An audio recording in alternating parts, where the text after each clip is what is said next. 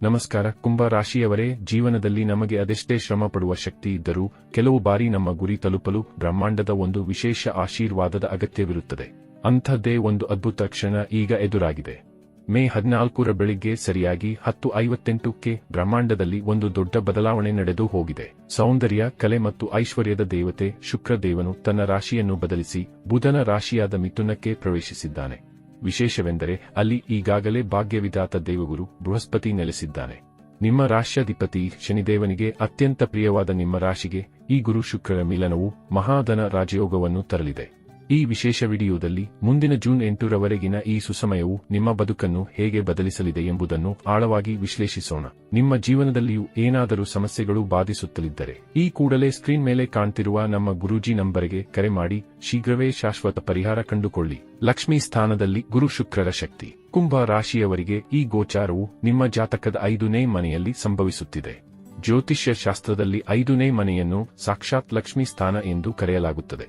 ಇದು ನಮ್ಮ ಬುದ್ಧಿವಂತಿಕೆ, ವಿದ್ಯಾಭ್ಯಾಸ, ಪ್ರೇಮ ಸಂಬಂಧಗಳು ಮತ್ತು ಶೇರ್ ಮಾರುಕಟ್ಟೆಯ ಲಾಭವನ್ನು ಸೂಚಿಸುವ ಮನೆಯಾಗಿದೆ. ಗ್ರಹಗಳ ಬಲ. ನಿಮ್ಮ ಜಾತಕದಲ್ಲಿ ಶುಕ್ರನು ಸುಖ ಮತ್ತು ಭಾಗ್ಯದ ಅಧಿಪತಿ, ಗುರುವು ಧನ ಮತ್ತು ಲಾಭದ ಅಧಿಪತಿ. ಅಪೂರ್ವ ಮಿಲನ. ಈಗ ಭಾಗ್ಯದ ಒಡೆಯ ಮತ್ತು ಧನದ ಒಡೆಯ ಇಬ್ಬರೂ ಒಂದಾಗಿ ನಿಮ್ಮ ಲಕ್ಷ್ಮೀ ಸ್ಥಾನದಲ್ಲಿ ಕುಳಿತಾಗ ನಿಮ್ಮ ಜೀವನದಲ್ಲಿ ಹಣ ಮತ್ತು ನೆಮ್ಮದಿಯ ಮಳೆ ಸುರಿಯುವುದು ಖಚಿತ. ಇದು ಸಾಡೆಸಾತಿಯ ಅಶುಭ ಪ್ರಭಾವವನ್ನು ಗಣನೀಯವಾಗಿ ಕಡಿಮೆ ಮಾಡಲಿದೆ. ಅಂದರೆ ಇಲ್ಲಿ ಶನಿಯ ವಕ್ರದೃಷ್ಟಿಯ ನಕಾರಾತ್ಮಕತೆಯೂ ಸಹ ಒಂದು ನಿರ್ದಿಷ್ಟ ಸಮಯದವರೆಗೂ ತಟಸ್ಥಗೊಳ್ಳುವ ಯೋಗವಿದಾಗಿರಲಿದೆ. ಈ ಸಮಯದಲ್ಲಿ ಉಂಟಾಗಬಹುದಾದ ಲಾಭದಾಯಕ ಫಲಗಳನ್ನು ನೋಡುವುದಾದರೆ ಆರ್ಥಿಕ ಕ್ರಾಂತಿ ಮತ್ತು ಜಾಕ್ಪಾಟ್ ಲಾಭ. ಈ ಮಹಾಧನ ರಾಜಯೋಗದ ಮೊದಲ ಮತ್ತು ದೊಡ್ಡ ಪ್ರಭಾವ ನಿಮ್ಮ ಬ್ಯಾಂಕ್ ಬ್ಯಾಲೆನ್ಸ್ ಮೇಲೆ ಇರಲಿದೆ. ಹೂಡಿಕೆಯಲ್ಲಿ ಯಶಸ್ಸು.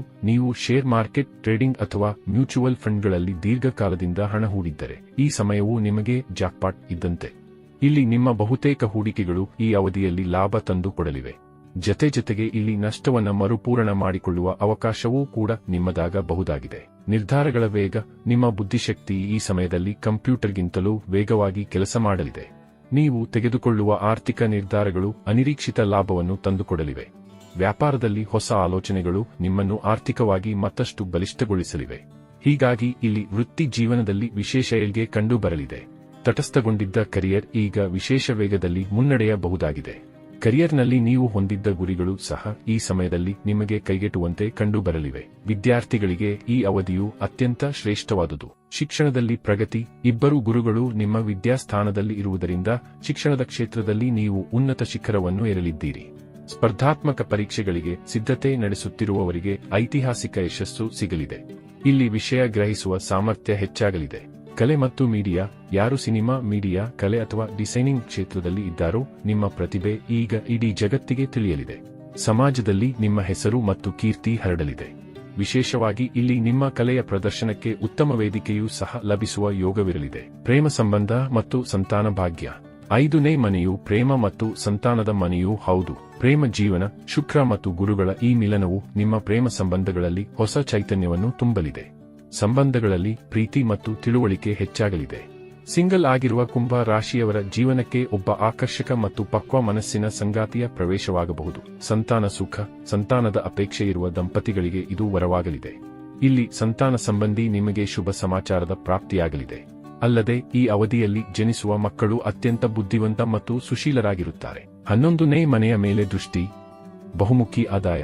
ಶುಕ್ರ ಮತ್ತು ಗುರುಗಳ 7ನೇ ಪೂರ್ಣ ದೃಷ್ಟಿಯು ನಿಮ್ಮ 11ನೇ ಮನೆಯಾದ ಲಾಭ ಸ್ಥಾನದ ಮೇಲೆ ಬೀಳುತ್ತಿದೆ. ಆದಾಯದ ಮೂಲಗಳು. ಹಣವು ಕೇವಲ ಒಂದು ದಾರಿಯಿಂದ ಬರುವುದಿಲ್ಲ, ಹಲವು ಮೂಲಗಳಿಂದ ನಿಮ್ಮತ್ತ ಹರಿದು ಬರಲಿದೆ.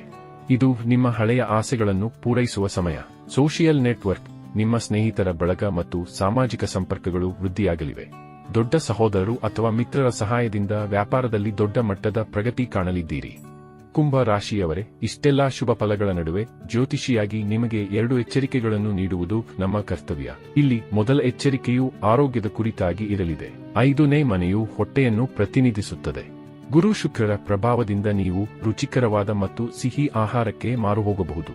ಇದರಿಂದ ಹೊಟ್ಟೆಯ ಸಮಸ್ಯೆ ಅಥವಾ ತೂಕ ಹೆಚ್ಚಾಗಬಹುದು. ಹೊರಗಿನ ಆಹಾರವನ್ನು ಆದಷ್ಟು ನಿಯಂತ್ರಿಸಿ. ಸಮತೋಲನ. ಪ್ರೇಮ ಸಂಬಂಧ ಅಥವಾ ಮನರಂಜನೆಯಲ್ಲಿ ಅತಿಯಾಗಿ ಮುಳುಗಿ ನಿಮ್ಮ ಕೆರಿಯರ್ ಅಥವಾ ಓದನ್ನು ನಿರ್ಲಕ್ಷ್ಯ ಮಾಡಬೇಡಿ. ಅತಿಯಾದದ್ದು ಯಾವುದೂ ಒಳ್ಳೆಯದಲ್ಲ.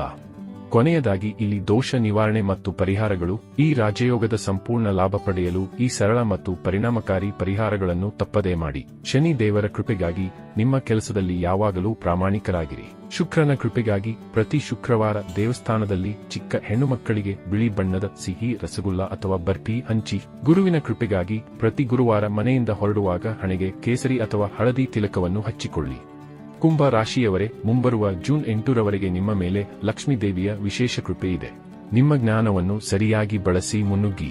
ಇದರಿಂದಾಗಿ ನಿಮ್ಮ ಬಹುತೇಕ ಸಮಸ್ಯೆಗಳು ದೂರಗೊಳ್ಳುವುದರೊಂದಿಗೆ ನಿಮ್ಮ ಎಲ್ಲಾ ಮನೋಕಾಮನೆಗಳು ಖಂಡಿತ ಈ ಅವಧಿಯಲ್ಲಿ ಸಂಪನ್ನಗೊಳ್ಳುವ ಯೋಗವಿರಲಿದೆ. ಇನ್ನು ಈ ವಿಡಿಯೋದಲ್ಲಿ ನೀಡಲಾಗಿರುವ ಈ ಮಾಹಿತಿ ಇಷ್ಟವಾದರೆ ವಿಡಿಯೋವನ್ನು ಲೈಕ್ ಮಾಡಿ ಮತ್ತು ಶೇರ್ ಮಾಡಿ. ಹಾಗೆ ನಮ್ಮ ಚಾನೆಲ್ ಅನ್ನು ತಪ್ಪದೇ ಸಬ್ಸ್ಕ್ರೈಬ್ ಮಾಡಿ. ವಿಶೇಷವಾಗಿ ಕಮೆಂಟ್ನಲ್ಲಿ ಜೈ ಮಾ ಲಕ್ಷ್ಮಿಯೇ ಎಂದು ಬರೆಯಿರಿ. ಶುಭವಾಗಲಿ.